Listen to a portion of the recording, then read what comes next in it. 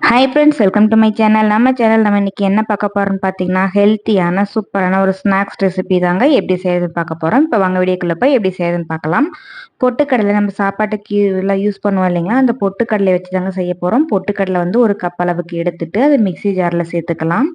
இப்போ அது கூடவே இனிப்புக்காக நான் வெள்ளை சக்கரை ஒரு 5 ஸ்பூன் அளவுக்கு சேர்த்துருக்கேங்க. கூட குறை வேணும் நீங்கள் பார்த்து சேர்த்துக்கோங்க. 2 ஏலக்காய் நம்ம சேர்த்துட்டு இதை நல்லா நைஸாக அரைச்சி இந்த மாதிரி பவுடர் மாதிரி எடுத்துட்டு வந்துடலாம். இப்ப அரைச்சு எடுத்துட்டு வந்த அந்த பவுடர ஒரு பிளேட்ல மாத்திக்கலாம்.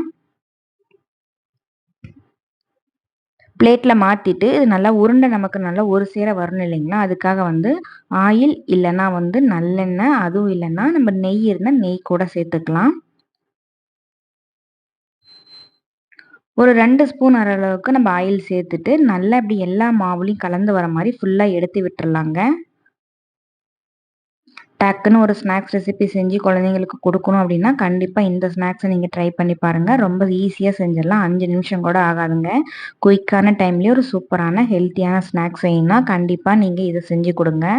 குழந்தைங்க நல்லா விரும்பி சாப்பிடுவாங்க. உங்கள் குழந்தை வந்து ரொம்ப ஒல்லியாக லீனாக இருக்காங்க நீங்கள் ஃபீல் பண்ணிங்கன்னா இந்த ஸ்நாக்ஸை அடிக்கடி செஞ்சு கொடுத்துட்டு வாங்க. அவங்க நல்லா புசு புசுன்னு வருவாங்க. இப்ப நல்லா ஆயில் எல்லாத்தையும் நம்ம நல்லா பெசஞ்சுட்டு, கொஞ்சமா மாவு எடுத்து இப்படி உருண்டை பிடிச்சோம்னா, உருண்டை நல்லா நமக்கு பிடிக்க வருங்க. இல்ல உங்களுக்கு கொஞ்சம் ஆயில் கம்மியா இருக்கு அப்படின்னா, நீங்க இன்னும் கூட பார்த்து சேர்த்துக்கலாம். ஆயில் வேணாம் நெய்யில செய்றேன் அப்படின்னா, நெய்யிலும் நல்லாதாங்க இருக்கும்.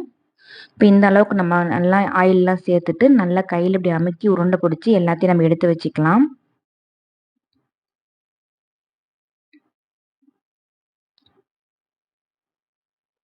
நல்லா இறுக்கி பிடிங்க. இல்லைன்னா உருண்டை உதிர்ந்துரும். நல்லா அமுக்கி நல்லா இறுக்கி பிடிங்க.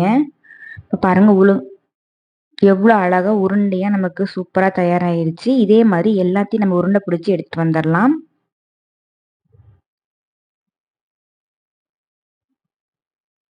ஸ்கூல் விட்டு வர குழந்தைங்கலாம் கண்டிப்பா ஸ்நாக்ஸ் வேணும்னு கேட்பாங்க இல்லைங்களா? நீங்க அந்த டைம்ல ஒரு 5 நிமிஷம் கூட ஆகாது. இந்த உருண்டைய நீங்க செஞ்சு குடுங்க.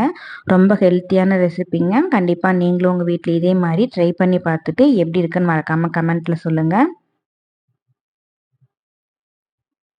பிடிச்சிருந்தா நம்ம சேனலுக்கு மறக்காம லைக் போட மறந்துடாதீங்க ஃப்ரெண்ட்ஸ். Thank you.